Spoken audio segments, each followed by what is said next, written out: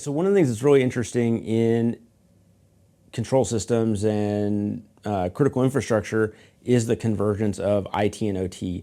So you think back 20, 30 years ago, OT systems were largely disconnected from the internet, and even something as simple as putting a firewall in front of a control system could cause it to malfunction or break entirely. And we've come a long way since that. The original networks that were being put together and breaking all these devices. But as we're doing that, we're still connecting devices that weren't intended necessarily to be on a network into a network that might be IT, it might be cloud, it might be some hybrid infrastructure.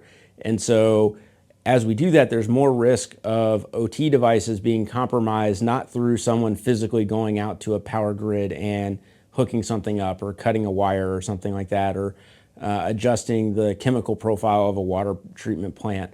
But now, there's management backplanes that are connected to IT systems. And so those IT systems can be compromised and networks can be compromised and provide an avenue for these critical devices to be exploited and abused and whatnot. And so, there's more and more connectivity means more and more risk to those devices.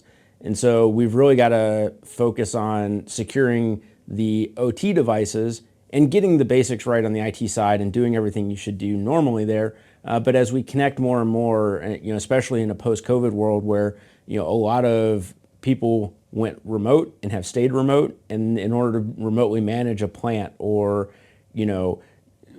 see how a treatment facility is doing, you've got to be able to connect to it remotely. And so that's getting more and more connectivity, more and more risk for those systems and networks. And so, the more you can do to secure those devices and those networks, both on the IT side and the OT side, the better off your systems and networks are going to be.